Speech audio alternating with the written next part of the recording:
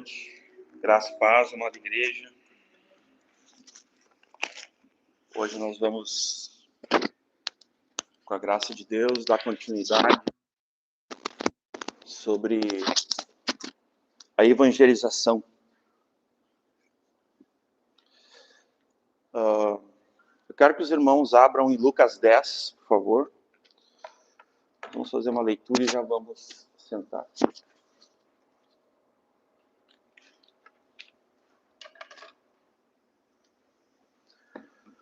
Evangelho de Lucas, capítulo 10, nós vamos ler a partir do versículo 1.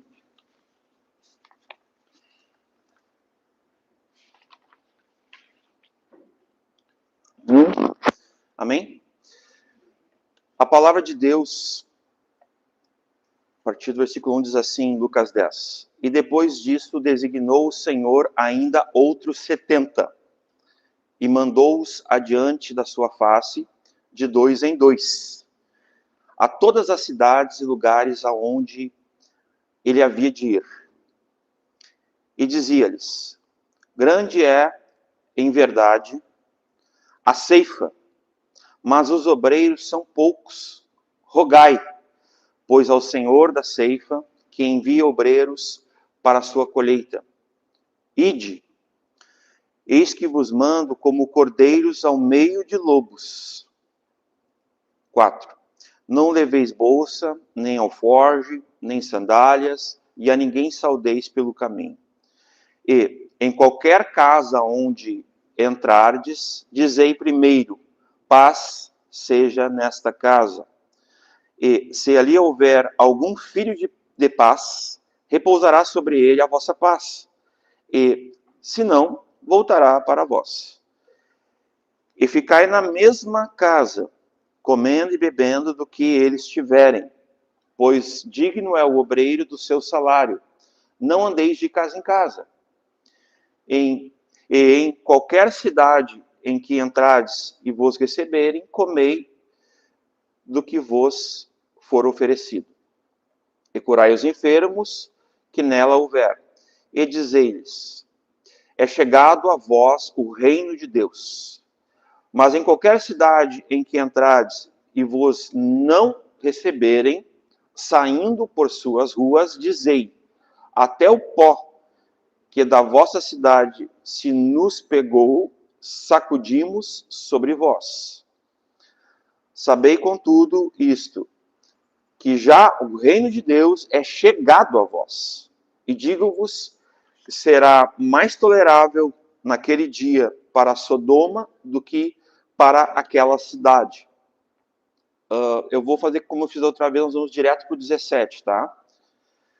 E voltaram os 70 com alegria, dizendo, Senhor, pelo teu nome, até os demônios se nos sujeitam. E disse-lhes, eu via Satanás como um raio cair do céu. E eis que vos dou poder para pisardes em serpentes e escorpiões, e sobre toda a força do inimigo, e nada vos fará dano algum.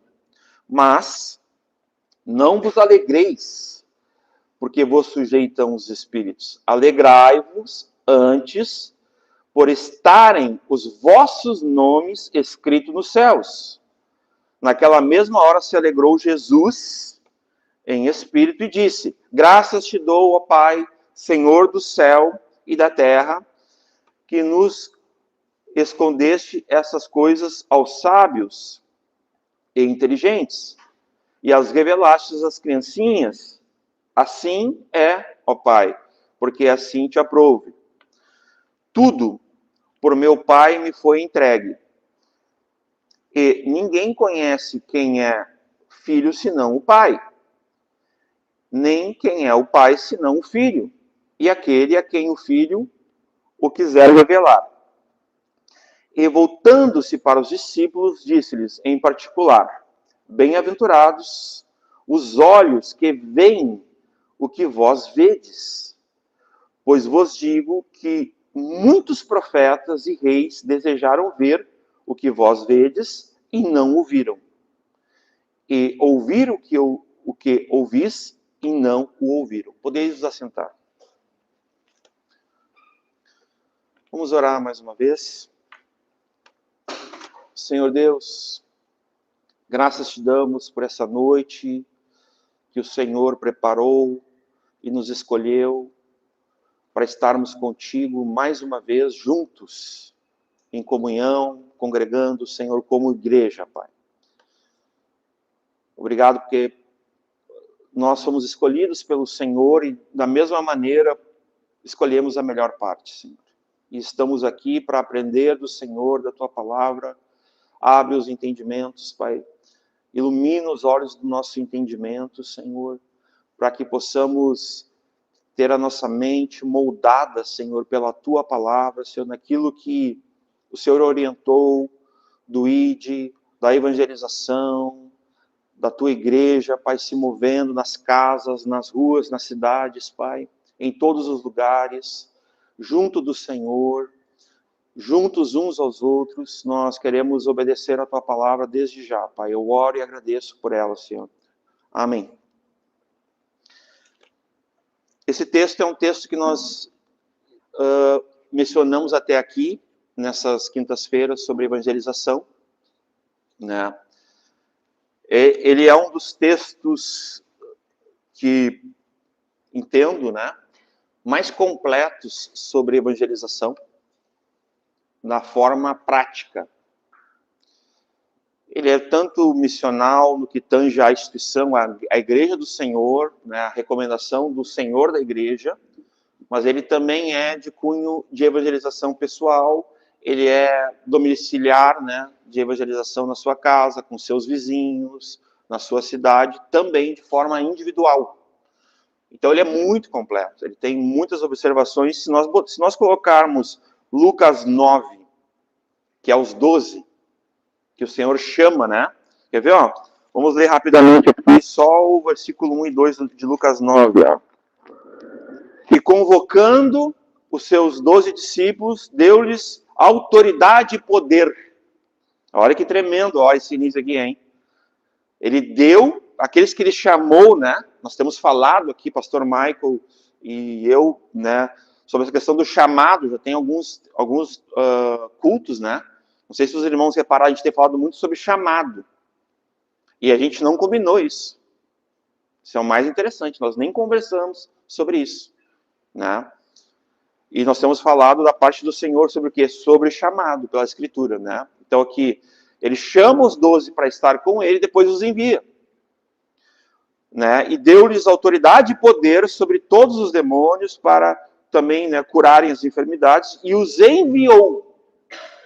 Né? Ó, e enviou-os ao quê? A pregar, a evangelizar, né? O reino de Deus, né? E a curar os enfermos. Eu não vou ler aqui, mas ele é muito parecido. Olha só o 3 ali, ó. Nada leveis convosco para o caminho, nem cajados, nem alforjes. Ele vai dar uma lista de recomendações, de coisas que se leva, de coisas que se faz, né? O estilo de vida que tem aquele que foi chamado, né? Ele tem um compromisso, um dever, mas sobretudo ele tem fé. Porque no final desse texto que a gente leu, de Lucas 10, o 24, aqui fala que esses aqui, que os discípulos do Senhor, os apóstolos, mas também esses 70 aqui, que digamos assim, é uma segunda, se não a primeira, mas já uma segunda, porque pode ser que esses 70 aqui, muitos são de quando os 12 foram no capítulo 9. Muitos que eram colheita, viraram coletores, ou colhedores, né? A palavra agora me... Vocês entendem? Quando os 12 no capítulo 9 foram chamados para estarem com o Senhor, foram capacitados, né? Foram equipados com autoridade, com permissão. Isso que significa isso. Eles como embaixadores do Evangelho, como alguém que tinha permissão e também poder. As duas coisas, autoridade e poder, é o que está no texto. Então, pode ser que esses 70 aqui, porque o Senhor não tinha só 12 discípulos. Estou só lembrando aqui. Ele tinha as multidões que o seguiam, mas tinha os mais chegados. A gente já falou, tinha aquele um que reclinava no peito, tinha os 3 que estavam sempre envolvidos nos momentos mais importantes, Ministério Público de Jesus, pessoal. Tinha os 12 que ele chamou, depois tinha os 70, depois tinha os 120, aí a gente vai, as multidões que seguiram ele. Amém, irmãos? Então não era só os 12, as esferas de relacionamento de Jesus. Tem alguns irmãos que até não entram muito nessa questão, não é uma questão simplesmente de interpretação, de teologia, não. É o que está no texto, a gente sabe que tinha os mais chegados. Tinha aqueles que o Senhor contou, e não que o Senhor haja tido preferidos. Deus não tem preferidos. Mas fato é, nós temos dito ao longo dos anos, que tem aqueles que preferem mais ao Senhor. Isso é fato. Em toda a Escritura nós vamos enxergar aqueles que preferem mais ao Senhor. Nós vamos conhecer essas pessoas, inclusive. E essas pessoas vão nos inspirar no Senhor. A gente vai olhar assim, esse irmão, o Clair, né, esse irmão é inspirador andar com ele. O irmão, ele tem o perfume de Cristo, ele é simples, ele é humilde, ele prega a palavra, ele vive a palavra, isso é inspirador. O irmão Michael, o irmão Gilmar, e assim vai. Nós vamos conhecer pessoas que vão nos inspirar na caminhada.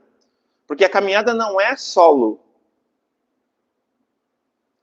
Desde o princípio, Deus diz, não é bom que o homem esteja só.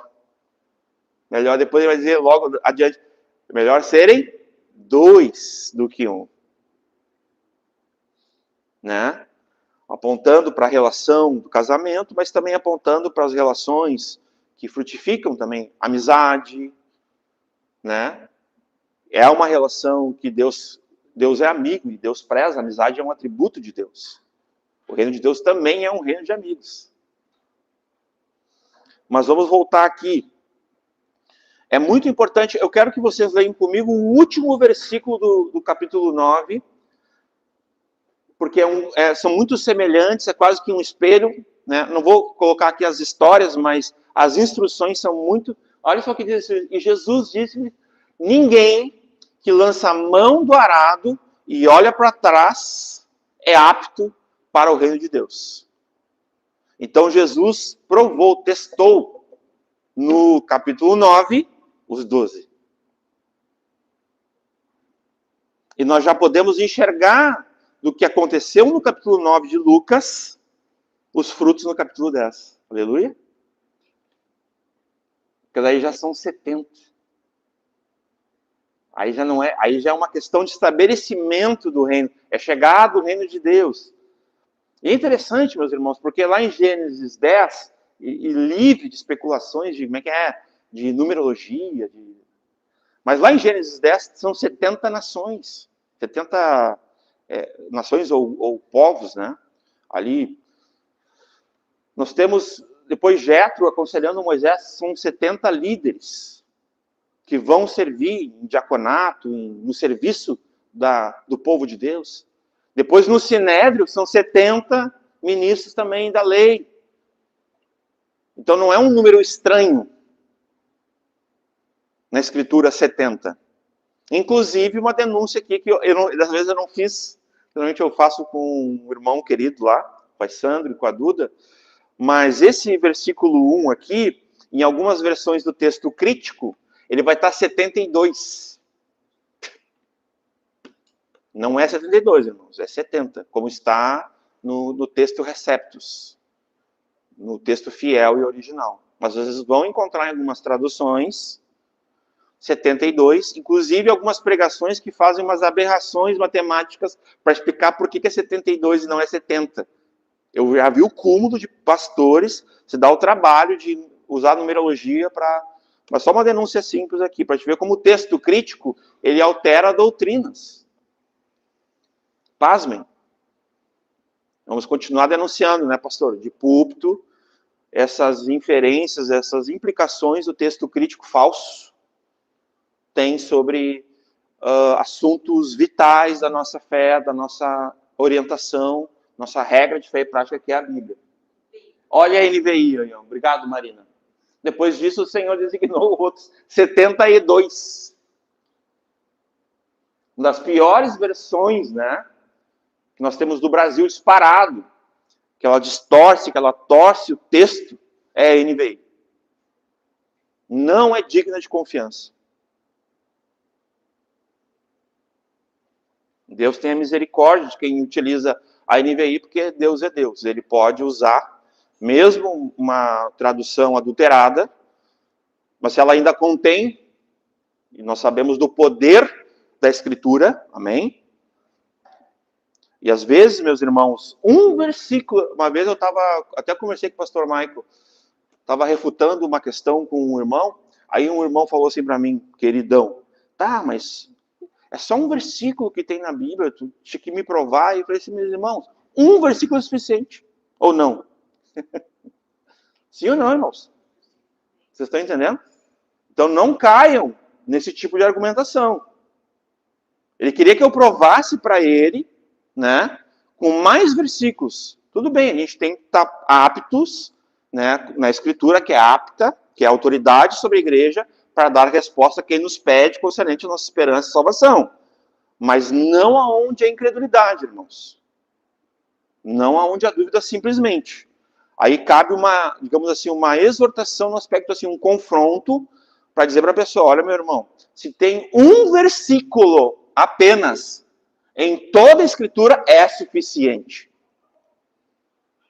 Porque a palavra de Deus é autoritativa, é inerrante, infalível. E um versículo, meus irmãos, uma expressão é suficiente. Tinha um irmão que ele tinha um problemão assim com dízimos e ofertas. Nossa! E ele era doutor assim em discutir esses argumentos. Daí um dia ele atravessou o meu caminho. E aí eu fui premiado, né? Nossa, como eu gastei energia com esse irmão, gastei energia, tempo, conversas assim, daí eu cansei um pouquinho, confesso para os irmãos, cansei. Sabe quando tem aquela sensação de jogar pérola aos porcos, o que é santo aos cães? Eu estava com aquela sensação já, pastor. Mas daí o Senhor me deu mais uma milha, né, para mim andar. Aí um dia ele falou assim, mas eu não entendo como é que tu consegue continuar dando dinheiro para homens. Eu falei assim, aí que tu te engana. Malaquias 3. Aonde o homem pode roubar a Deus? Nos dízimos e nas ofertas. E onde é que está escrito em toda a Bíblia que a gente não deve dar dízimos e ofertas, meus irmãos? Cita para mim um versículo. Mas na Bíblia, daí ele falou, não, realmente assim, diretamente não tem. Eu falei, mas tem um versículo e ele é suficiente, pelo menos. Tem mais, né? Mas eu digo, um que é claríssimo. Trazei todos o dízimo à casa do Senhor, à casa do tesouro. Né? É suficiente. Meus irmãos, quando eu falei isso, esse irmão se desarmou. E ele, então, tu acredita, pastor, que esse versículo é suficiente para te dar dízimo? Eu acredito. Porque dele vem a minha fé. É um versículo, mas ele é suficiente em um capítulo para que eu creia e para que eu seja fiel. Porque melhor é obedecer do que sacrificar. Então nós não podemos cair, meus irmãos, às vezes nesses engodos de quem quer às vezes nos confrontar, né? Quer questionar o que nós estamos pregando, né? Tá, mas eu quero mais. Meu irmão, se tu quer mais é porque tu crê de menos ou nada. Tu é incrédulo. Tu não crê. Porque para quem crê, meus irmãos, praticamente nenhuma prova se faz necessária. Agora, para quem não crê, todas as provas do mundo não são suficientes. Já viram isso? Pessoa obstinada, ela não quer crer. Tu tá ali, tu tá explicando, não, mas olha aqui, tal, tu já leu 1, 2, 3, no Antigo, no Novo, apóstolos, profetas, Senhor Jesus, tu já leu assim, e a pessoa tá ali ainda. Teimosa, né? O que é isso? Isso é pecado, irmãos. Isso é incredulidade. Isso é dureza do coração. E isso quer te contaminar. Não parece que está no contexto do ensino de hoje, mas está. Acontece ou não na evangelização isso que eu estou falando? Sim ou não? Qual é um dos primeiros questionamentos que nós temos quando nós começamos a pregar o evangelho para alguém? Ah, mas vocês dão dízimo? Sim ou não? É assim, ó, é um dos primeiros. Naquela igreja lá que tu tem dízimo e ofertas. Dr. Martin Lloyd Jones já foi citado, pastor Michael já citou, eu citei essa frase dele. Ele diz que toda pregação, toda exposição no púlpito, de certa forma, é uma evangelização em potencial. E eu concordo plenamente com esse irmão. Porque nós temos muitas possibilidades, nós temos muitos métodos, não é uma palavra que eu gosto muito, mas na falta de outra, muitos modos de evangelizar. Muitos, meus irmãos. Não são poucos não, tá? Porque a nossa evangelização, ela aponta para a eternidade, ela tem consequências, implicações eternas, ou galardões, né, e o gozo eterno. Aleluia? A evangelização é isso, meus irmãos. Para alguns, o perfume tem cheiro de vida e vida eterna em Cristo. Para outros, tem cheiro de quê? Morte. Morte eterna. Se tem um versículo indiretamente, os irmãos conhecem. Mas eu quero então... e depois disso, designou, né? Designar na Bíblia, meus irmãos, pode ter em alguns contextos, alguns significados que não são exatamente iguais, mas aqui eu quero falar especificamente o que esse designou aqui. Depois disto, o Senhor, né? Ali, quem é que designou? O Senhor. Então, por isso que eu quero frisar rapidamente, eu escrevi aqui, ó. Na Bíblia é importante interpretar o contexto e atribuir alguns diversos significados de contexto. Não estou falando do significado da palavra. A palavra é o mesmo, tá? Designar é designar. Você não vai mudar o significado dela. Mas nesse caso aqui, olha que interessante. Quando a gente leu lá em Mateus 10, né, o Senhor capacitou eles, quando ele chamou. Com poder e autoridade. Amém? Os 12. Então, nesse caso aqui, designar é atribuir poder, autoridade, permissão a nomes, né? A mesma coisa, atribuir poder a responsabilidades de funções e também a pessoas ou a locais. Quer ver uma coisa? Josué 20, capítulo 20, versículo 8. Vou dar um exemplo aqui de designar um local. Por Deus, viu? Vamos lá. E além do Jordão, na direção de Jericó, para o oriente, designaram a Bézer, no deserto, na campina da tribo de Ruben, de Ramote, da tribo... E aí vai dando, né? Ao quê? Da tribo de Manassés. Então, o que significa aqui, ó? Houve uma designação da pessoa e do local. Um outro exemplo, rapidamente. Moisés é designado, Êxodo 3:10. Esse texto é muito tremendo também. Agora de uma pessoa, mas sendo mais específico, né? Como os discípulos, né? Como os profetas, como nós. Aqui a gente já pode se enxergar de maneira mais clara. Vamos lá. Vem agora, pois, e eu te enviarei. Lembrando que domingo o pastor Michael comentou sobre o envio, né? Se não me falha a memória, foi domingo, né? Na exposição. Questão de Deus enviando. Aqui é Deus falando mesmo. Olha só, é uma designação. A quem? A Moisés. Olha lá, ó. Vem agora. Lembra que eu falei, ó? Chamou para si e os enviou. Amém? Lembra? Importante pegar isso que eu estou falando, tá? Vem agora, pois, e eu te enviarei. Ó. Então, vem e depois eu te envio. Vem que eu vou te equipar, eu vou te municiar com autoridade, com poder, com o meu evangelho, né, com as minhas orientações, que é regra de fé e prática para ti, e eu vou te enviar. Né? Enviarei a Faraó para que tires o meu povo, né, os filhos de Israel, do Egito. Então aqui, Moisés foi designado como um líder, como um libertador da parte de Deus, representando, né, o enviado de Deus. A quem? Ao Faraó. Para dizer para ele, ó, eu vim aqui para pôr em liberdade o povo de Deus, e ele está comigo, e ele me enviou para te dizer isso, tá? Então, um texto bem interessante, né? Quer ver? Ó, em 1 Timóteo 4, o 15 e o 16, olha que interessante também, ó, no Novo Testamento. Ó. Medita essas coisas, ocupa-te nelas para que... Espera aí só um pouquinho. Eu acho que é a segunda, perdão. Deixa eu ver se eu anotei certinho aqui. 15 e 16. É. Esse aqui, né? É. Ó. Tu...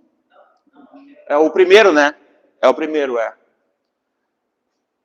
Pode voltar, Marina, por favor, ali. É. Não despreze o dom que há em ti, o qual te foi dado por profecia, com a imposição de mãos do presbitério. Medita essas coisas, ocupa-te nelas, para que o teu aproveitamento seja manifesto a todos, né? Tem cuidado de ti mesmo e da doutrina, persevera nessas coisas, porque fazendo isto, te salvarás, tanto a ti mesmo como os que te ouvem, né? Aqui Paulo, né? Ele está dando essa orientação, ele está designando, ele está separando Timóteo, está dizendo para ele exatamente a designação. Esse é o sentido, então, né? Então, voltando ali, Lucas 10:1, né? E depois disso designou o Senhor ainda outros 70. É muito interessante como a palavra de Deus, questão do número do capítulo, ou dos números dos versículos, esses títulos, eles não tiram a fluidez, a continuidade, né? A gente chama isso na teologia, que é interessante, eu vou mencionar só por isso, de a unidade da Escritura. Então, toda vez que aparece assim, ó, e depois, né? Porque está ligando ao que estava antes. Nem o título, nem o capítulo, nem o versículo, que é o número, no caso, vai separar uma coisa da outra. A palavra de Deus é fluida, ela é contínua, ela tem uma unidade só. Então, designou o Senhor ainda outros 70, né, depois do versículo do capítulo 9, né, dos 12, e mandou-os adiante da sua face, de 2 em 2, né, a todas as cidades e lugares aonde ele haveria de ir. Né? Aqui, meus irmãos, aponta diretamente para a evangelização, para a salvação dos homens. O Lucas, ao ler o Salmo hoje ali, ele falou assim, daqueles que louvariam ao Senhor. Então, ali, profeticamente, são os que se converteriam. Amém? Pode ver, né? Bem conectado, né? A gente pode lembrar disso rapidamente, né? No João 17, eu sempre gosto de lembrar desse texto, e Atos 2, nós vamos ver rapidamente só 2 versículos aqui, olha só que interessante. Interessante eu lembrar disso aqui também. Mas eu creio ser bem importante.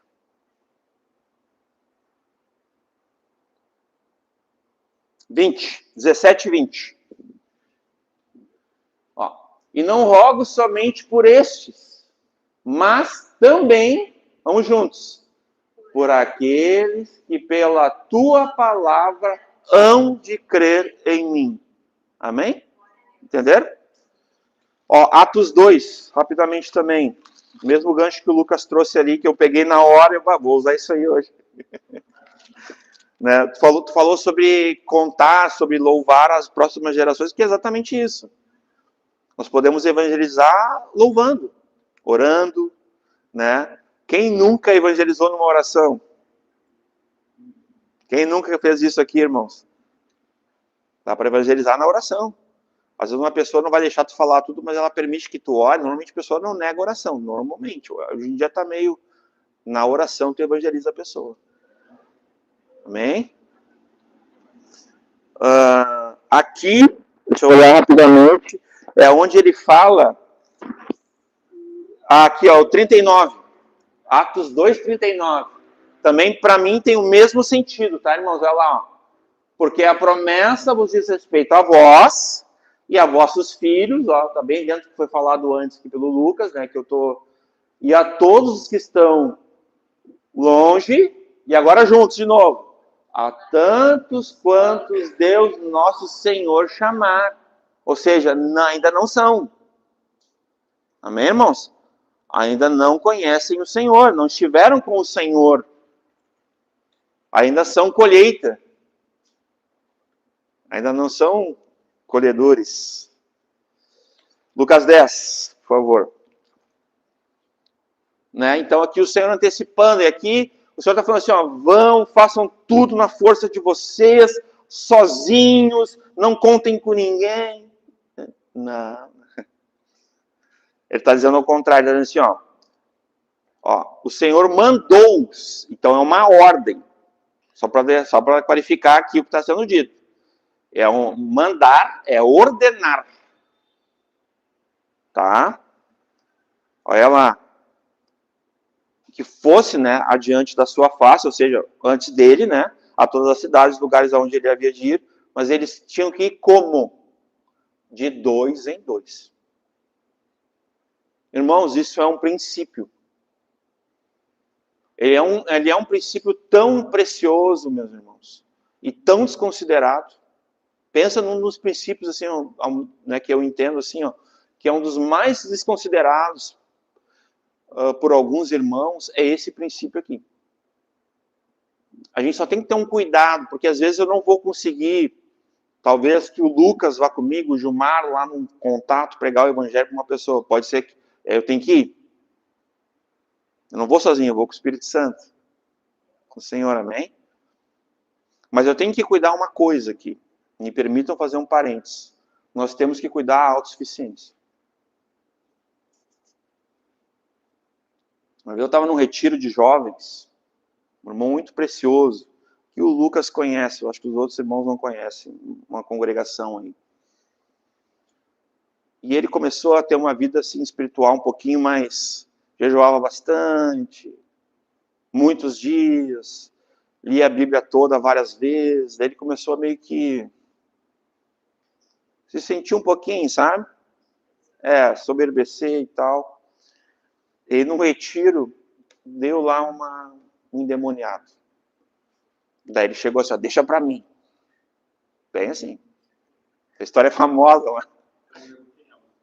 Conhece a história?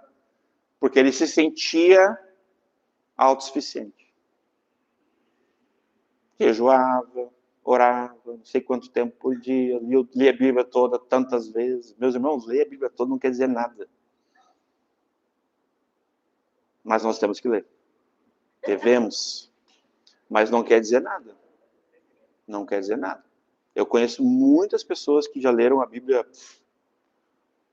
mas não vê transformação. O tempo, não crescem, não frutificam, não aumenta a fé. Ao contrário, a pessoa parece que fica mais cética.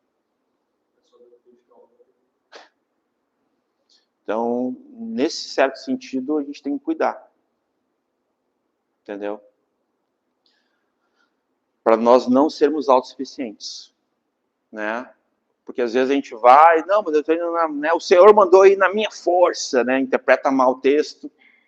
Tem muita gente assim. Né? A pessoa anda sozinha, não quer, às vezes, não gosta de abrir a vida, não gosta de andar na luz. Tem muita coisa para falar sobre isso, irmãos. Que não é o dia, não é o momento, tá? Mas quem anda sozinho, a gente sempre tem que estar alerta. Viu que a pessoa está muito sozinha, está sempre bem, né? Tô, né? Sentindo um pouco, como é que tá? Tô bem. Amém, então. Eu sou um que eu fico meio assim, né? Não digo amém, assim. Mas vamos lá. É um princípio, e esse princípio ele é muito desconsiderado. Muita gente anda sozinho. E não só na evangelização, porque esse princípio aqui, ele não é só sobre evangelização, viu, irmãos? Ele é um princípio que ele rege a vida cristã. Tu tem que ter um companheiro de oração, tu tem que ter um companheiro de pregação, sim ou não? Tu tem que ter um companheiro da vida, um amigo, tu tem que ter. Isso é bíblico. Poxa, tem tantos exemplos na palavra de Deus. Eu costumo dizer para as pessoas que a gente começa a andar junto, né? Que a nossa amizade venha dar frutos. O que eu quero dizer com isso? Que a gente tenha frutos espirituais, que a gente venha ter frutos que glorifiquem a Deus, que edifiquem a igreja, que edifiquem a família. e que busquem os perdidos, é nesse sentido. Então ninguém foi chamado para andar sozinho, tá? Por isso que Jesus vai, em vários momentos no Evangelho, tu vai dizer assim, ó, e enviou 2, ou, né, 2 a 2. Tu vai ver essas duas expressões dos Evangelhos, tá, irmãos? Normalmente eu vejo que o pastor Michael disse, mas dessa vez eu não vi, mas tem várias incorrências, né, que vai mostrar isso no Evangelho, tá? Versículo 2, e dizia-lhes, isso aqui virou uma frase, né? Às vezes deixou de ser um versículo, às vezes deixa de ser a palavra de Deus. Isso aqui é um dos versículos que virou frase, virou ditado. Vocês acreditam nisso? No meio cristão é muito comum alguém dizer, bah, a seara é grande, poucos são os trabalhadores. É chavão, assim, né? É quando parece que, como se tivesse, se é que é possível, né? Perdido sua eficácia. Só que não, né, irmão? Não perdeu, né? Não perdeu o poder, não perdeu a eficácia como palavra de Deus. Mas é assim, olha lá. E dizias, grande é, e em verdade, a ceifa, que é o quê? A seara, né? A ceifa, a colheita. O reino de Deus, a igreja é a lavoura de Deus, amém? E a Bíblia diz que Deus é agricultor, o Pai. João 15, o Pai é agricultor. Tem tantos versículos que a gente poderia falar sobre essa conexão, né? Aí ela, mas os obreiros são poucos. Meus irmãos, quando eu estava lendo isso, eu me lembrei, meus irmãos, é uma coisa assim, ó, nos últimos 10 anos. É interessante falar isso, não é pela idade, não é nada disso, mas é que a experiência também, ela conta nesse aspecto. Não tem como tu desconsiderar, tu negar. Não tem. Mas lá nos anos 80, eu lembro ainda, a igreja, depois dos anos 90, início dos anos 2000, me parecia que a igreja era mais empenhada, tinha mais gente servindo. Hoje em dia é minoria. É minoria. Os que servem espontaneamente, voluntariamente, é minoria. Estou falando de forma geral. Tá? De forma geral, a igreja, no Brasil, pelo menos, uma parte que a gente conhece no Rio Grande do Sul, São Paulo e Nordeste. Conversando com outros pastores, tem essa... mas... Não, aqui a gente... Só que fato é que, olha só o que o Senhor... Olha o que a palavra está dizendo aqui. Dizia-lhes, né, quem? O Senhor. Grande é, e em verdade, a ceifa, mas os obreiros são poucos. Aí aqui vem um princípio, rogai.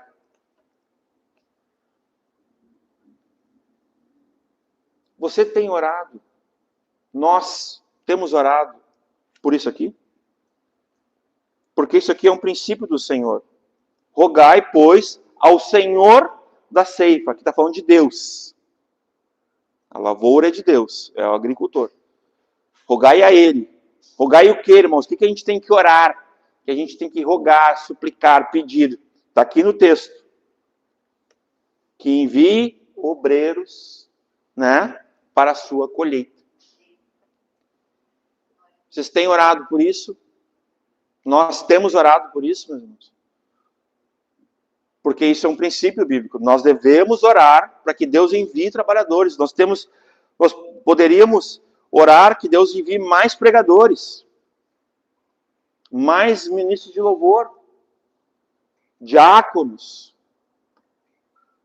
irmãos e irmãs que vão servir nos dons e ministérios da casa de Deus. Amém, irmãos? Né? Obrigado. Vocês entendem? Essa oração aqui, irmãos, ela tem que estar no nosso dia a dia. Se eu orar para que Deus envie mais trabalhadores, eu estou, de certa forma, cooperando na lavoura de Deus para que haja colheita, evangelização? Amém? Vocês estão entendendo? Então não é o caso, que eu quero que a igreja cresça em número. Não é nada disso, irmãos. É que aqui está falando de evangelização. Aqui está falando da ceifa, da colheita. Lembra que o Senhor Jesus fala em outra passagem, né? Olhai Os campos já estão brancos. Amém? Então, esse rogo, essa oração, esse se importar, esse se interessar, esse serviço aqui de rogo, de súplica, meus irmãos, ele é ou não é uma cooperação na lavoura do Senhor no que tange a evangelização? É. Eu vi aquele menino aqui no café, panela da Emanuela, do Samuel. Basta, passou um filme na minha cabeça. Eu fiquei apaixonado pelo menino. Não sei nem o nome dele direito. E, como pastor, eu vou dizer uma coisa para vocês. O pastor Marco talvez comungue comigo. Dá vontade de ter uma ovelha assim ou não? Ela está rindo lá, feliz da vida. Eu estou falando sério, irmãos. Trabalhadores. Mais trabalhadores. E não que os que tem aqui, né?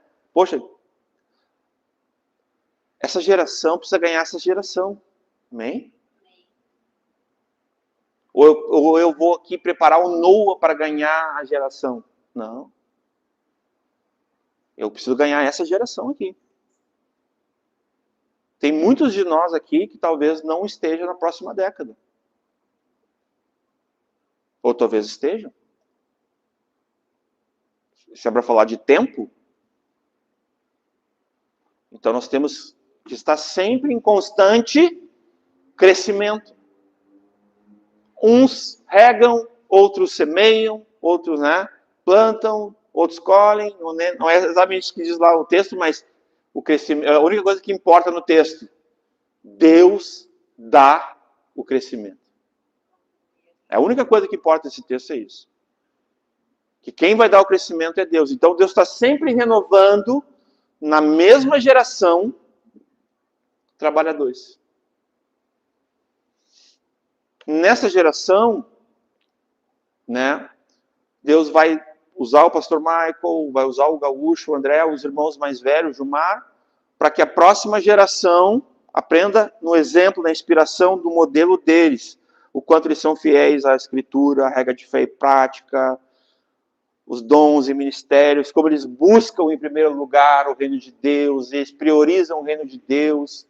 No próprio Lucas 9, quando Jesus prova aqueles ali, os 12, ele vê um grupo que estava em meio à evangelização aí, que fala, mas Senhor, eu vou te seguir. Não eram dos 12. Era um outro grupo. Aqueles que falam ali no final de Lucas 9, eu já li, eu não vou ler de novo. Aquilo ali não é um dos 12, viu, irmãos? Aquilo ali já é a colheita. Senhor, eu vou te seguir e tal, só que daí tem um mas, né? Eu vou te seguir, mas eu tenho que me formar na faculdade. Eu tenho que me casar. Eu tenho que comprar uma casa. Primeiro eu tenho que ser curado. Eu já ouvi isso. Essa aí eu já ouvi. Uma vez um jovem lá, ele era jovem, ele tinha uma doença, falou assim, não, eu só vou servir a Deus quando eu for curado. Eu falei, então, tu não entendeu nada. Se a tua desculpa é não servir a Deus por causa da tua enfermidade, então tu não é. Não é. Então essas desculpas que são apresentadas no final de Lucas 9, foi o Senhor provando os corações. E a gente não falou de Mateus 10 aqui, né? Pode ver, eu lembrei de Mateus 10. Leiam Lucas 9, quem tiver interesse no que a gente está falando hoje aqui. Leiam Lucas 10 e leiam Mateus 10. Vocês vão ver tudo que eu estou falando assim, na íntegra. E lá em Mateus 10 é aquele texto que a gente sempre fala aqui, né? Aquele que ama, que prioriza, que dá mais importância para o pai, para a mãe, para a esposa, para os filhos, não é digno de mim. Ele vai falar pelo menos umas 3 vezes, não pode ser meu discípulo também. Está lá em Mateus 10. É nesse texto que ele vai botar esse padrão dos fiéis. Padrão de quem ama o Senhor. De quem prioriza o Senhor. Que ele vai dizer, não é digno de mim. Meus irmãos, eu não quero ouvir isso. Do meu Senhor, nosso Senhor. Imagina nós ouvir isso do Senhor. Porque tu priorizou tua esposa, né, o teu filho de Tu não é digno de mim. Imagina eu ouvindo isso, meu irmão. Eu caio duro. Jamais aconteça no nosso coração da gente colocar alguém no lugar de Deus. A gente priorizar, a gente amar alguém mais do que ao Senhor. São coisas tão literais na Escritura e tão mal compreendidas. Buscar em primeiro lugar o reino de Deus. Todas as coisas cooperam para o bem daqueles que amam a Deus. Aquele amam lá, irmãos, é o imperativo, ele sugere priorização. As coisas que vão cooperar é aqueles que amam ao Senhor. E aqueles que amam o Senhor guardam sua lei, cumprem. Ah, mas eu sou amigo do Senhor. Esse dia eu ouvi isso de um jovem. Eu sou amigo do Senhor, é meu melhor amigo. Eu falei assim, pois é, lá em João 15 diz que vós sois meus amigos se vós fazeis o que vos mando. Não basta só tu puxar para esse lado de afinidade. Ah, Jesus, melhor amigo. Ele é o único. Jesus é o melhor amigo em comum de todos aqui, amém? Nosso melhor amigo, amém? Glória a Deus. Mas, meus irmãos, no texto de João 15, fala de quem é amigo de Jesus. E quem fala é ele. Não sou eu que estou dizendo. Está lá no texto, meus irmãos. Ele deu a vida. Ele morreu.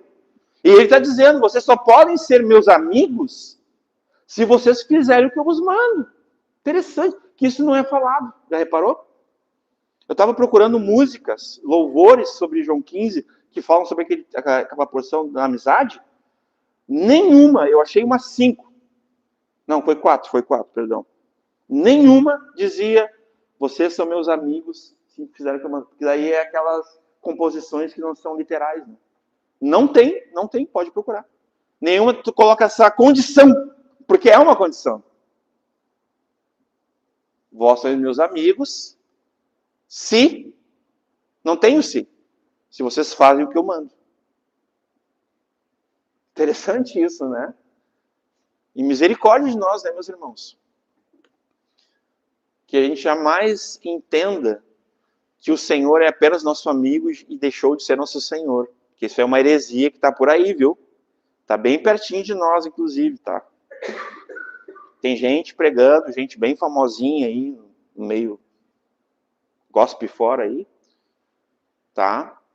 Que diz que Jesus é nosso amigo, que a gente pode mandar em Jesus, basta ser amigo dele. Isso é um ataque ao senhorio, à autoridade de Jesus. Tá? Isso é uma heresia.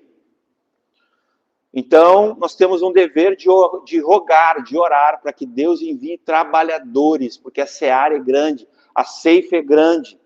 O Senhor da ceifa, ó, e quem é que envia, irmãos? O Senhor da ceifa envia.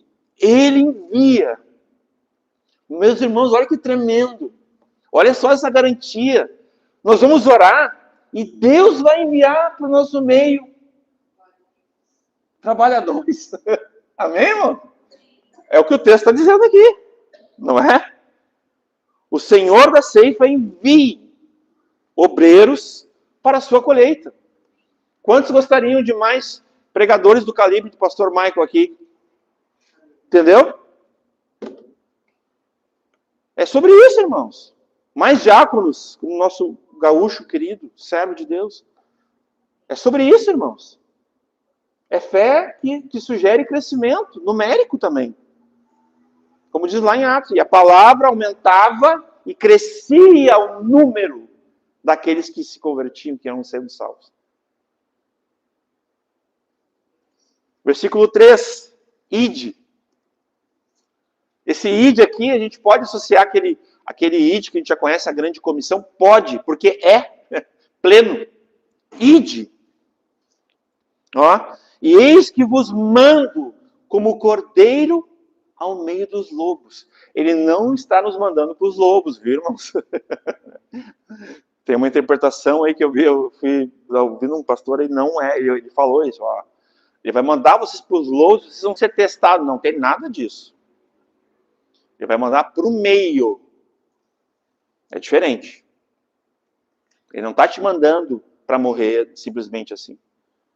Estar no meio dos lobos é os falsos, aqueles que não são filhos da paz, que o próprio texto vai explicar, que rejeitam o evangelho de Cristo, que rejeitam o Senhor. E até, como o texto está falando de evangelização, está falando que a gente não perde a paz, por quê? Porque se eles rejeitarem a paz que Jesus nos deu, Jesus disse de Jesus, né? A minha paz vos dou, não como o mundo. Eu vou lá dou. Paz que excede todo entendimento. Conforme a palavra de Cristo, guarda nossa mente, nosso coração. Paz que custou o sangue na cruz. O castigo que nos traz a paz, lá de Isaías 53. Custou caríssimo essa paz. A gente não perde assim, ó. A gente não pode perder a paz no trânsito, numa pregação. Às vezes a pessoa vai lá e fala uma coisa, tu está pregando o evangelho, tu declarou paz, ali a pessoa não aceitou, tu não perde a tua paz. Tu permanece em paz. Ela é árbitro entre os corações, porque o príncipe da paz, que te reconciliou com Deus, né? Então todos tenham paz com Deus. Paz com Deus. Todos os homens cheguem ao arrependimento por meio da pregação do Evangelho de Cristo. A evangelização. Ide, eu vos mando como cordeiros, então, ao meio de lobos. É uma missão perigosa, ela é difícil, meus irmãos. É dificílimo pregar o Evangelho. Eu gostaria de falar outra coisa aqui. Não é fácil. Por pregar o Evangelho, nós vamos ser odiados, nós vamos ser humilhados, nós vamos ser perseguidos. Talvez mortos. É possível. Por pregar o Evangelho. Então, não é um convite aonde tu vai virar um embaixador, um diplomata, né? Não, o politicamente correto. Não. Tá tudo bem, vem como tu tá, assim, tal. Tá. E a gente não prega o Evangelho de Cristo. A gente não fala sobre a cruz de Cristo. Do arrependimento, da fé, da conversão, do novo nascimento. A pessoa não conhece o Senhor. E aí, meus irmãos, nós não estamos evangelizando. Ou será que aquele antigo Jesus te ama?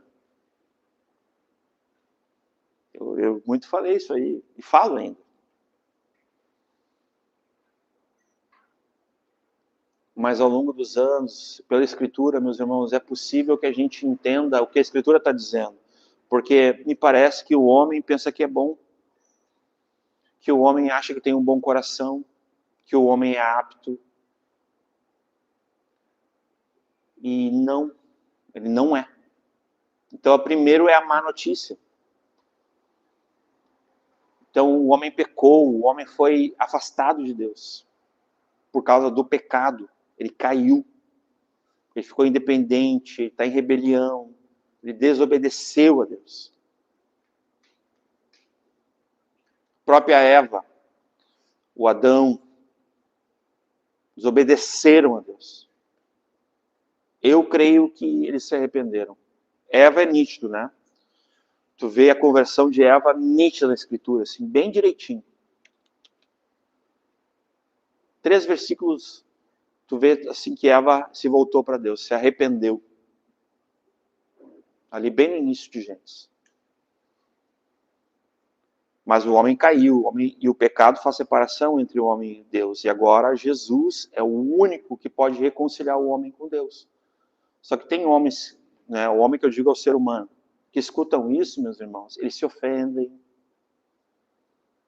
Eles não aceitam que eles precisam crer, ter fé, precisam se arrepender dos pecados, se converter dos maus caminhos. Eles não aceitam a corrupção do coração. Então eles não são filhos da paz. E nesse sentido, lá em Mateus 10, quando os irmãos quiserem ler, vai dizer que Jesus não veio senão trazer espada. E não nesse sentido, olha só que interessante. Lá em Mateus 10, ele está explicando isso. Essa ruptura com o pecado, com a perdição eterna, com o mundo maligno, com o diabo. É isso que Jesus está fazendo ali. A espada é para isso, é para separar. Né?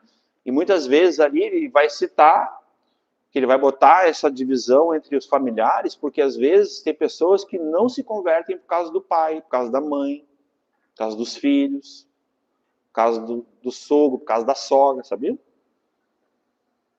E ai de todos nós. Tem pessoas que não se convertem, irmãos, por causa disso. Mau testemunho, hipocrisia. Pessoas que consideram tanto os pais, amam, priorizam tanto a voz dos pais, que não são convertidos, que preferem os pais ao Senhor, à palavra de Deus. Então, Mateus 10 está fazendo exatamente essa distinção. De quem é digno do Senhor, pelo próprio Senhor ali, né? Que é o que ele está dizendo. Não é que alguém tem alguma condição, né? Algum mérito de chegar diante do Senhor. Ó, Senhor, eu sou teu melhor servo.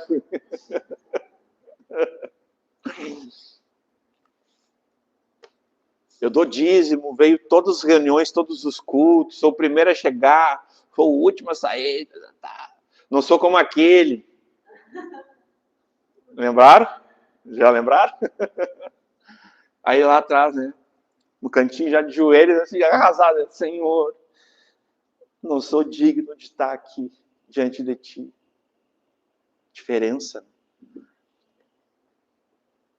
Ide, eis que vos mando como cordeiros ao meio dos lobos. Meus irmãos, isso é muito sério. Não é um parque de diversões, não é a Disney. Não é uma brincadeira, não é algo agradável. Muitas vezes vai ser maravilhoso o fruto, o gozo, a alegria de tu ver alguém se converter. É tão tremendo, irmãos.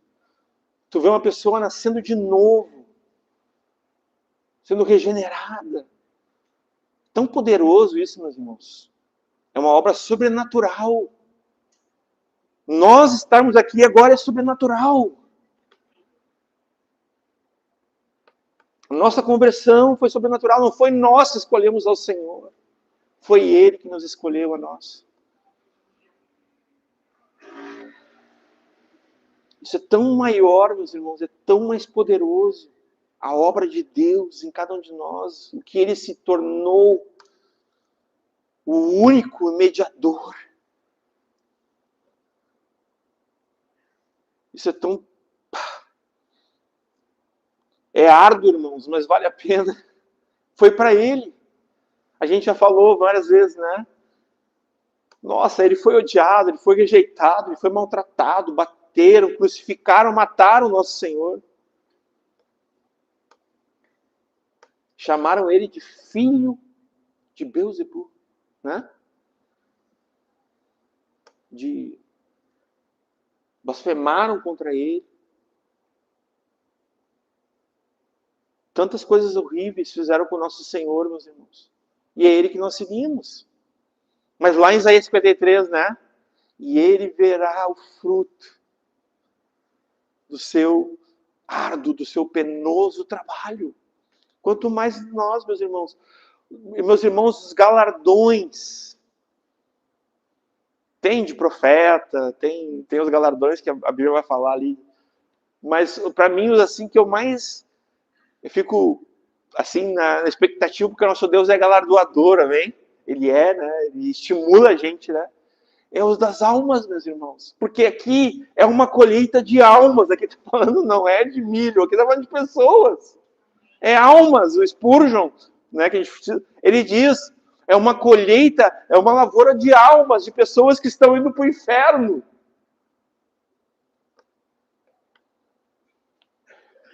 Que pode ser colhidas pelo ladrão, pelo mercenário. Se eu não chegar a tempo, talvez chegue lá um servo, um filho do diabo.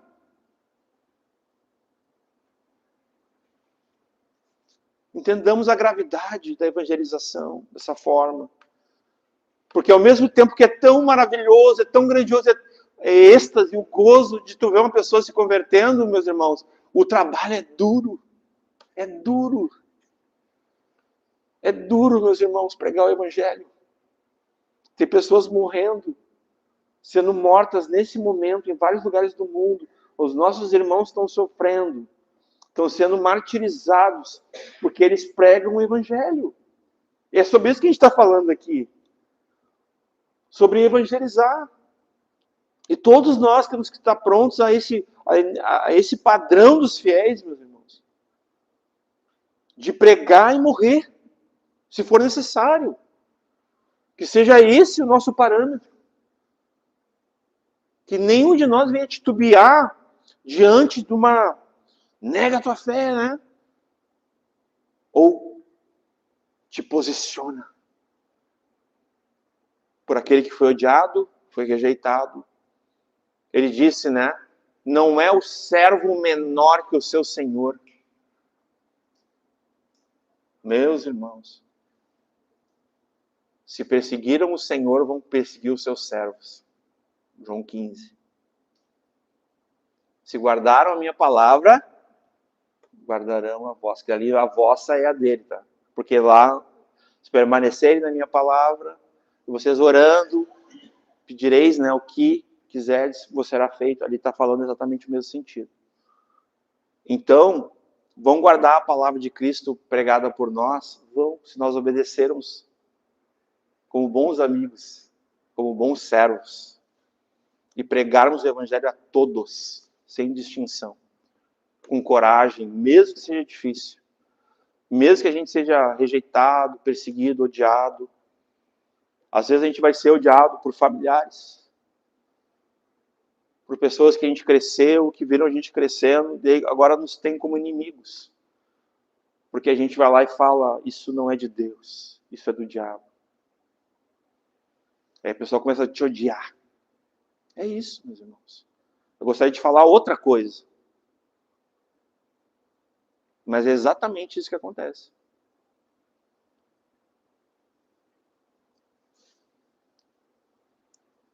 E aqui o 4, não leveis bolsa, nem alforje, nem sandálias, a ninguém saudeis pelo caminho. Aqui fala das distrações. Aqui a bolsa fala sobre o dinheiro. As pessoas que se preocupam com o dinheiro. Se eu me preocupasse com dinheiro, eu não estava nem aqui, em Capão. Já tinha ido embora, já.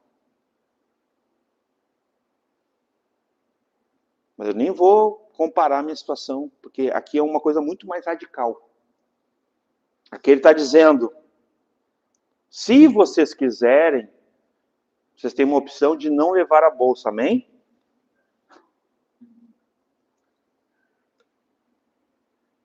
Né? Ah, não, desculpa, perdão. Não leveis. Aqui mostra a dependência. Até que ponto nós dependemos do Senhor?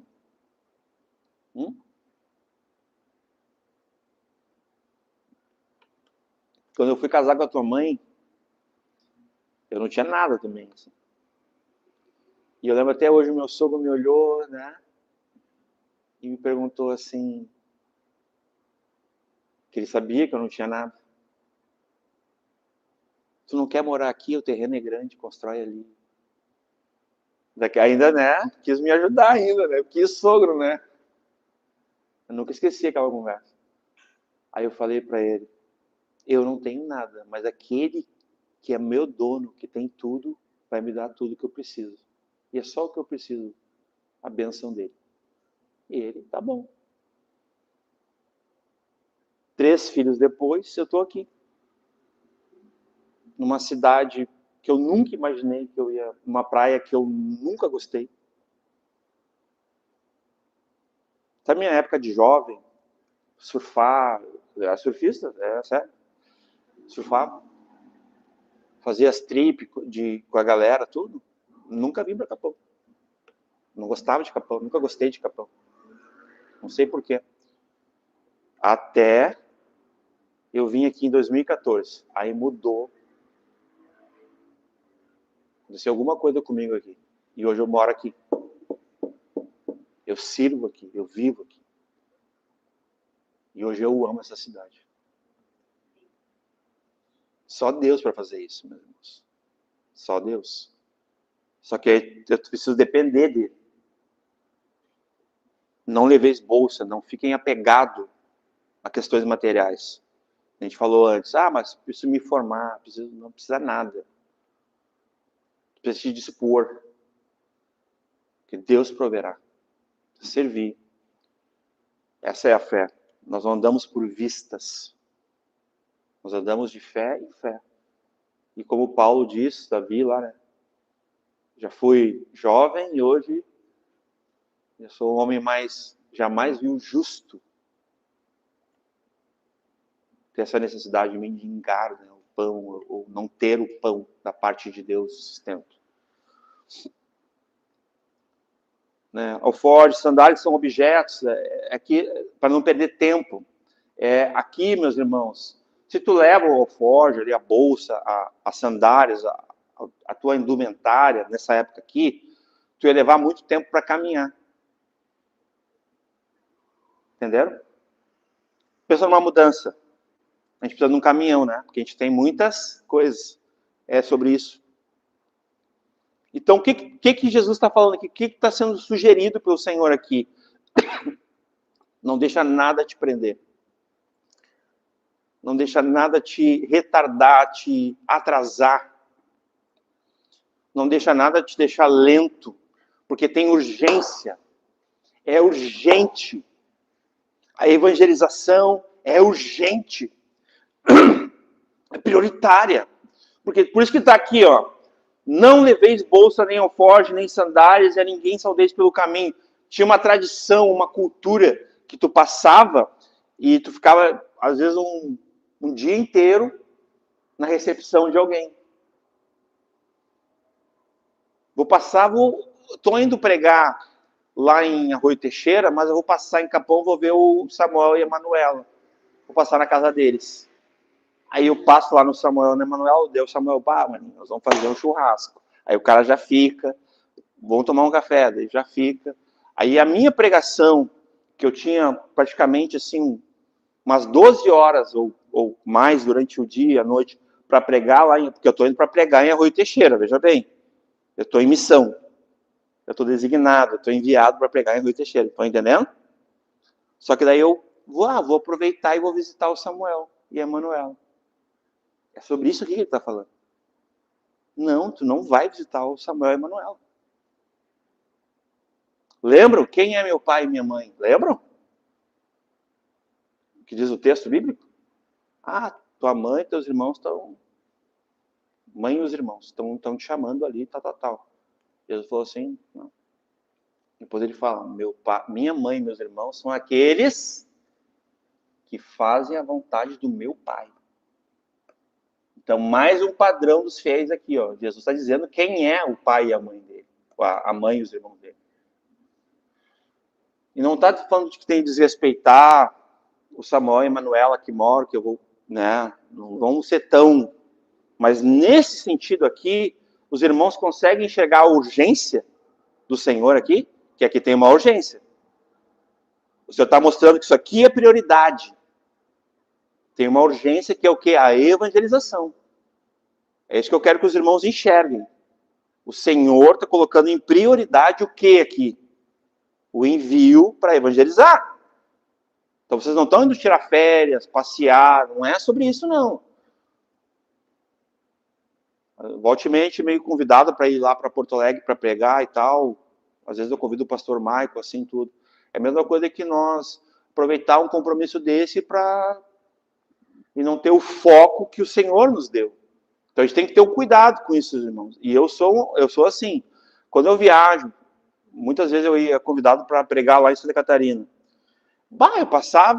Eu tirava 3 dias a mais, passava em vários lugares. Eu fazia isso aí, ao contrário. Gastava mais do que tinha, voltava com dívida. Aí eu aprendi. Eu fiquei, mas eu fui lá te servir, ainda voltei com o cartão estourado, tudo. Aí um dia eu li esse texto aqui, meus irmãos, tive que me arrepender. Sabe, o Senhor falou assim, eu não mandei tu passar lá no Elias, no Nivaldo, não. Mandei tu ir lá no Daniel. e ponto. Tu devia ir lá e voltar. Tá bom? E eu devia, amém, Senhor. Eu devia só apenas baixar a cabeça, Senhor, sim, Senhor. Não, eu vou aproveitar, vou passar lá. Né? A gente é meio assim, né? E aqui ele está mostrando urgência, foco, priorização, responsabilidade. Né? E eu não estou dizendo com isso, meus irmãos, que uma hora, quando virar um evangelista, um pregador, qualquer um dos homens aqui, que tu não possa aproveitar no ensejo de um caminho, rapidamente ali, preciso parar rapidinho, vou passar no maninho ali, mas não vou ficar mais de meia hora, né? Porque eu não posso me distrair. Eu estou numa missão, eu tenho que estar em tal hora, em tal lugar, tal. Isso é senso, isso é compromisso. Até porque, meus irmãos, uma das coisas que nós pecamos e nós precisamos vigiar nisso é os atrasos. Nós temos que ter um compromisso, porque a nossa palavra é sim, sim, não, não. Se eu falar que eu vou vir no culto e eu vou estar aqui às 8 horas, eu tenho que estar aqui às 8 horas. Se passar disso, meus irmãos, eu estou em pecado. Por não cumprir com a minha palavra, primeiramente. E por não priorizar, talvez por alguma distração, talvez por eu não me preparar, por eu não pensar, não organizar a minha casa, não avisar a minha esposa, nós temos que estar às 6 horas lá, então comece a se arrumar. Vocês precisam de quanto tempo? 1h30, 2 horas. Tá, então 3 horas vocês começam, nós vamos sair tal hora, porque a gente vai chegar antes do horário. É assim que funciona o cristão. Esse é o padrão dos fiéis. Ele não é alguém que fala uma coisa e faz outra. Ele não chega atrasado, simplesmente se distrai. Em missão, em serviço, né? No que tange a igreja, no que tange ao corpo de Cristo, nós, muitas vezes, vamos pecar. Porque a gente acha, né, que, não, mas tudo bem, não tem problema. Quem te falou que não tem? Quer ver uma coisa? Se eu marcar um horário de chegar para estar com os irmãos aqui, e eu chegar 10 minutos depois, isso sugere o quê? Da minha parte, que eu não estou honrando os irmãos. Desorganização, falta de respeito. Eu não vou continuar, mas é tudo negativo mesmo. Não tem nada de bom, meus irmãos, chegar atrasado num compromisso com o Senhor. Nada, em absoluto. Não existe uma argumentação assim, não, é bom chegar atrasado, a não ser que alguém queira distorcer o texto bíblico, né? Porque tem pessoas que falam assim, se Deus permitir, ele distorce todo o texto bíblico, não tem nada a ver com isso, o texto. Eu vou estar lá às 8, mas o compromisso é às 8, então não tem essa história de Deus permitir. Isso aí é desculpa e distorção de texto. Até porque o Tiago 4, até onde eu sei, não está falando sobre isso. Então se usa esse texto, né? Não, eu vou estar aí, se Deus permitir, né? Mas, aí tá, daí, normalmente a pessoa chega lá, eu me perdi em tal coisa, eu esqueci, tal, daí tu fica ali, né? Só que daí, muitas vezes, meus irmãos, como eu fui tratado nisso? Mas quando eu li esse texto aqui, foi esse texto aqui que me ajudou a enxergar como a seriedade do compromisso com Deus é a seriedade do compromisso com o meu irmão. Se eu levo a Deus sério, eu levo meu irmão a sério. Porque eu realmente, na minha cabeça, eu agia como se nada estivesse acontecendo. Sabe? Tu marcava comigo um horário, chegava na tua casa lá, tu marcava às 8, eu chegava na tua casa às 8h30 e agia como se nada tivesse acontecido. Tá tudo certo, tô aqui. Deus permitiu. Mas salvo uma exceção. Às vezes, realmente tem imprevistos. Não vou ser aqui tão radical no padrão. Pode acontecer de ter um imprevisto, mas que não seja por maneira de desonra, falta de consideração ou até intencional. Eu acho muito interessante a cultura que nós temos no Brasil. Sabe qual é a cultura que a gente tem no Brasil? Tu marca lá o café panela. Tu botou lá 3 horas, né? Sabe qual é a cultura do Brasil? Não, vamos chegar às 4. Sim ou não?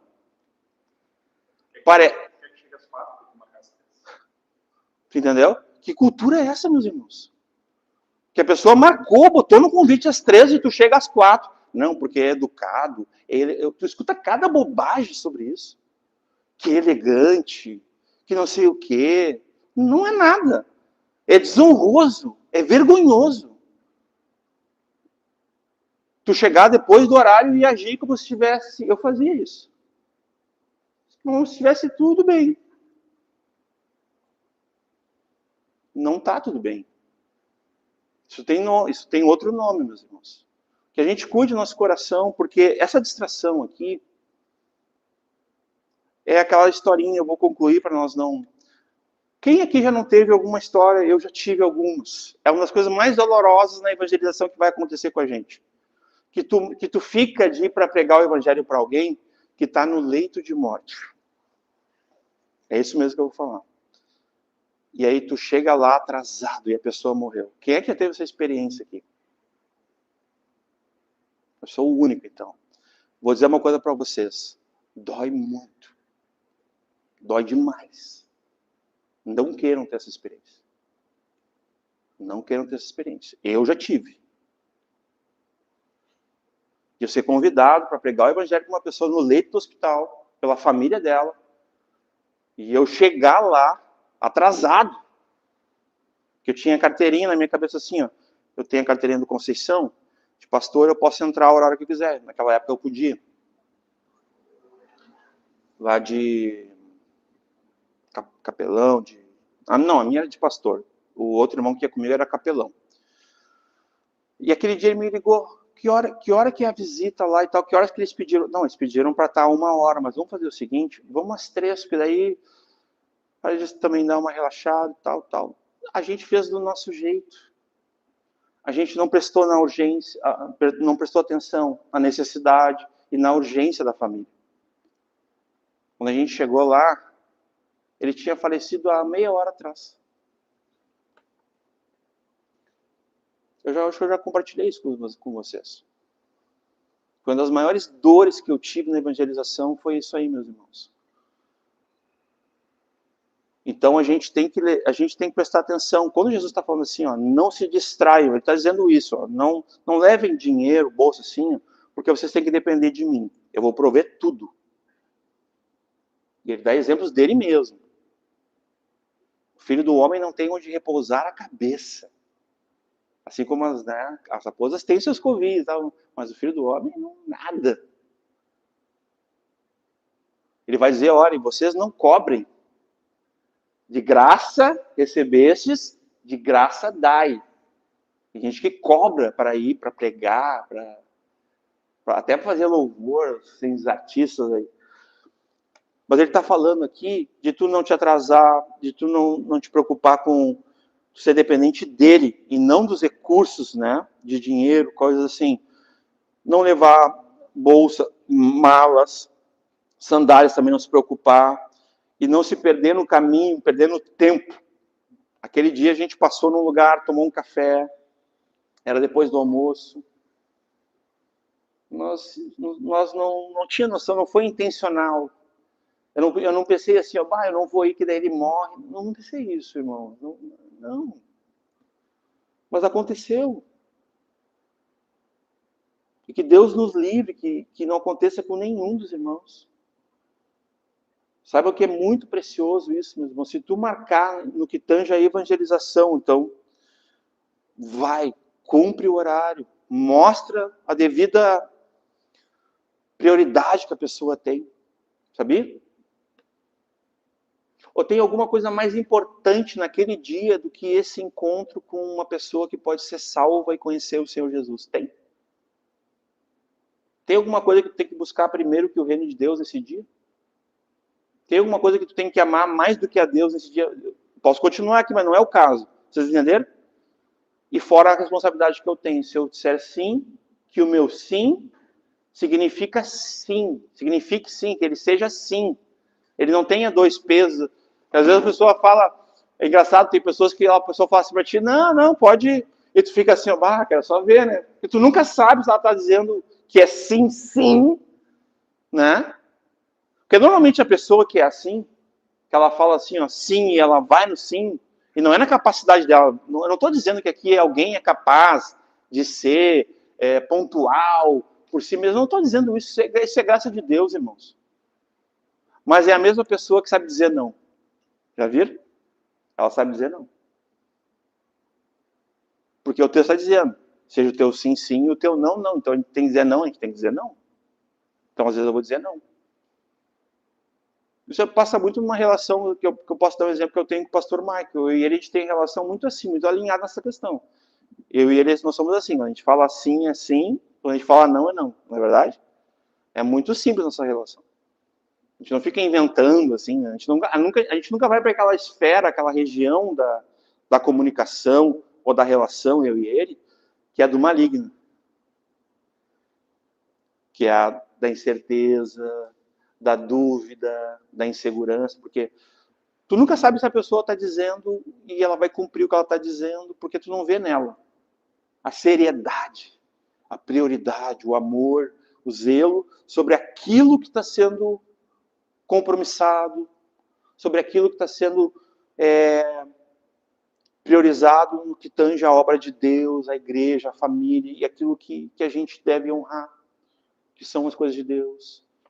E que isso, meus irmãos, seja para nós todos, para mim, dos dois lados vai cortar sempre a espada. O motivo de nós queremos viver o padrão dos fiéis. Na evangelização, esses dias nós comentamos aqui que o nosso dia tem que ser evangelístico. Se tu não tem um dia evangelístico ainda, não é um método, não é nada disso, irmãos. Pensa nisso que eu estou falando. Comece a pensar num dia evangelístico, que todos os teus dias são evangelísticos, no fim das contas. E tu sempre vai botar o Senhor em prioridade. E tu sempre vai honrar o Senhor com a tua vida, com tudo que tu é, com tudo que tu tem, né? Em Cristo, é óbvio, né? Mas sim, tu vai te dispor e tu não vai te distrair, né? Tu vai estar em perigo, mas tu não vai te distrair. Contei aquela vez que eu estava lá evangelizando no enterro e o pessoal batendo em mim, parecia que iam bater mesmo, né? Eu estava lá, moça, podia tomar uma maior surra. Não tomei, né? Quase. Né? Nós vamos continuar, nós vamos ter mais um encontro, porque esse próximo tópico aqui ele é bem importante, que é as casas. A evangelização nas casas, meus irmãos, é o princípio da evangelização. Quando eu falei de Eva, é interessante que quando Eva reconhece que ela teve Sete, e logo que ele teve Enos, aí o fruto da obediência dela foi que começou a se invocar o nome do Senhor. Foi o primeiro culto. Só que ela disse assim, ó, como Caim matou Abel, Deus me deu Sete. Já repararam? Ela reconhece que aquele filho ali, né, era Deus que estava dando. Então, esse texto que eu citei, essa questão de Eva, ela é bem nesse tópico da evangelização na casa, na família. A responsabilidade dos pais que são convertidos evangelizarem seus filhos. E não ter aquela impressão, né? Filho de peixe, peixinho não é. Não é, irmãos. Nunca foi. Nunca foi. Todos os pais são o primeiro contato dos seus filhos com o Evangelho de Cristo, com o próprio Cristo. Para a salvação deles. Passar pelos pais. Sim, Deus pode usar o irmão, o pastor, o discipulador, os recursos que Deus tem, que são pessoas, amém? No meio da igreja, Deus pode, Deus usa, Ele é Deus, mas começa com os pais. Eu até creio que o pai de família, quando ele faz o culto doméstico, ele faz a leitura ali com toda a família, da escritura, que ele ora, que ele bota assim, tudo aquilo ali, meus irmãos, de uma forma evangelística, né? Faz com que aquela família, aquela mulher, os seus filhos, desenvolvam a salvação e permaneçam fiéis, e os que não são salvos sejam salvos pelo poder do Evangelho, pela fé. Então nós vamos entrar na quinta-feira que vem, vai ser, aí vamos concluir, né? Que a gente não vai, porque a gente já tem todo um conteúdo que nós vamos seguir falando. A gente sempre fala sobre evangelização, não se esgota, né? Mas eu vou falar sobre a questão nas casas, né? Aqui nesse texto, porque as orientações desse texto aqui também são bem específicas, né? Sobre a casa do próximo, né? Daquele que a gente não conhece muitas vezes, que a gente não sabe nem se ele é filho da paz ou não, filho de paz, né? Que fala ali na CF, né? Mas também na nossa própria casa, né? Nos lugares onde a gente for, né? Porque muitas vezes nós vamos, se nós formos aceitos, e assim como o Evangelho for aceito, o Senhor é aceito. Aquele que enviou é recebido.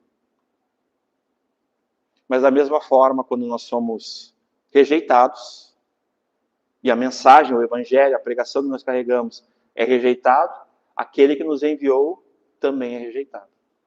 Esse é o sentido ali da paz, da casa, da conversão, da aceitação, né?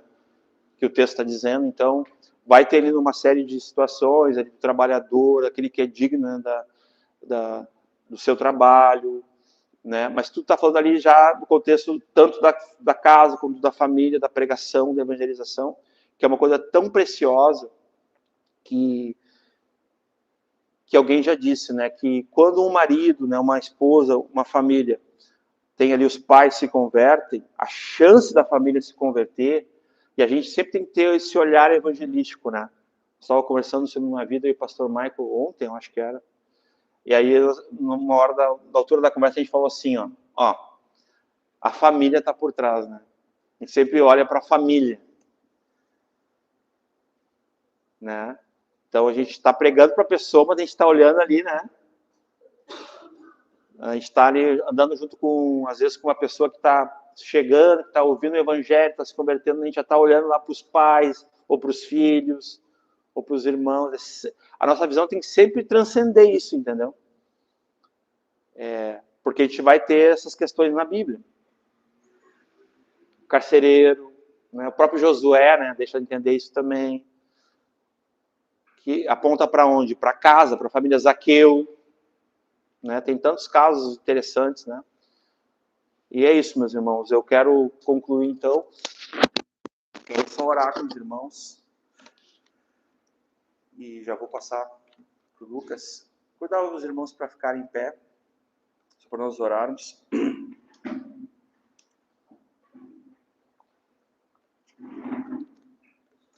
Amém, Senhor. Senhor Deus, nós oramos, Pai, em nome de Jesus, que nos chamou, que nos designou, e também tem nos enviado hoje, nos enviou a pregar a todo o mundo, Senhor. Assim como esses 70 ali, Pai. Nós oramos que o Senhor nos conserve seus servos, fiéis, trabalhadores, nessa seara de almas, nessa colheita de almas, Senhor. Que todo esse processo, daquele que vai arar a terra, aquele que vai lançar a semente, o que vai regar, o que vai colher, que tudo isso que é dado o crescimento pela Tua mão, que o Senhor possa usar cada um de nós, Senhor. Perdoe, Senhor, muitas vezes nossa omissão, nosso calar, nosso não posicionar, Pai, nosso não quebrantar, não arrepender diante de tantas situações que nós ignoramos, Pai, sobre a Tua Escritura, sobre a questão da evangelização, da nossa atitude. Senhor, me perdoa, Senhor. Perdoe os meus irmãos, minha casa, Pai, se nós não temos no padrão dos fiéis evangelizado, Pai, dessa maneira que nós possamos amar o Senhor acima de tudo, priorizar o Senhor na missão, no ID, na evangelização, no fazer discípulos, no pregar o Evangelho a todas as nações, todos os povos e línguas, Senhor. E nós rogamos ao Senhor, como diz a Tua palavra, Pai, diante do Teu perdão, Pai, essa noite também. Envia trabalhadores, Pai, Envia operários, cooperadores na lavoura do Senhor. Envia, Senhor. Mas homens e mulheres, famílias, Pai, que vão servir, que vão ombrear com todos nós aqui, Pai. E nos configura, Pai, para que essa igreja ela também cresça mais ainda, Senhor, no crescimento da Tua Palavra, no aumento da Tua Palavra, mas no crescimento sobrenatural, poderoso, Pai, operado por Ti, Senhor Deus. Tu dás o crescimento, Pai. Não é nós que vamos forjar, vamos forçar, Senhor, mas que tenhamos, Pai, sobriedade, que tenhamos zelo, que tenhamos, Pai, compreensão, Senhor, os nossos olhos, nosso entendimento iluminados essa noite, Pai, de tudo aquilo que precisamos priorizar em relação à evangelização, ao nosso dia, à nossa casa, Pai. Todas as Tuas orientações, tudo quanto dantes foi escrito, como diz a Escritura, para o nosso ensino foi escrito, Senhor. E que não haja no nosso meio também, Pai, nenhuma condenação, Pai, nenhuma sentença, Pai, nenhum jugo pesado, Senhor, mas haja no nosso meio cargas de amor, cordas de amor, Pai, esforço, dedicação, zelo, Pai. A começar por nós que estamos aqui essa noite, Pai, que nós viemos servir ao Senhor com alegria, Pai, com singeleza de coração, com compromisso, que nós todos venhamos servir, Pai, a igreja do Senhor, os irmãos, as irmãs, as famílias, Pai, um ao outro, Pai. Capacita-nos, dá-nos condição, Pai. Aumenta-nos a fé, Pai. E todos que hão de ser salvos, aqueles que ainda vão se converter, que ainda vão louvar o Senhor junto de nós, seja na nossa família, seja na nossa vizinhança, no nosso trabalho, ou até no nosso meio, se há alguém que ainda não nasceu de novo, que não se converteu, Pai, que o Senhor, que nós não venhamos ser indiferentes, dá-nos discernimento, Pai. Abre os nossos olhos, Senhor. Queremos comunicar, queremos pregar, queremos bradar, Pai, expressar ao mundo, Pai, o Teu amor, Tua lei, Tua palavra, Senhor, o Evangelho de Cristo, que é o poder de Deus para a fé, para gerar fé nos corações, Senhor, para que creiam e sejam salvos, Pai. Nos ajuda, Pai, nessa caminhada, Senhor. Toda acusação, Pai, tudo caia por terra, Senhor. O acusador das nossas almas, nós não temos parte com ele, Senhor. Nós queremos te servir, Pai. E apesar de nós, Senhor, dos nossos deméritos, Pai, das nossas omissões, Pai, muitas vezes a nossa timidez, a nossa covardia, Senhor, apesar de nós, Pai, nossas imperfeições e falhas, Pai, não só nos corrige, Pai, nos aperfeiçoa, mas nos dá, conforme diz a Tua palavra, fé suficiente para termos ousadia, coragem, intrepidez, voz, para que possamos pregar, para que venham a crer em Ti o Evangelho de Cristo, Pai. Com sabedoria, com amor, com verdade, Pai. Que eles possam ver em nós o Teu amor, a Tua santidade, a Tua pureza, a Tua vida, Pai.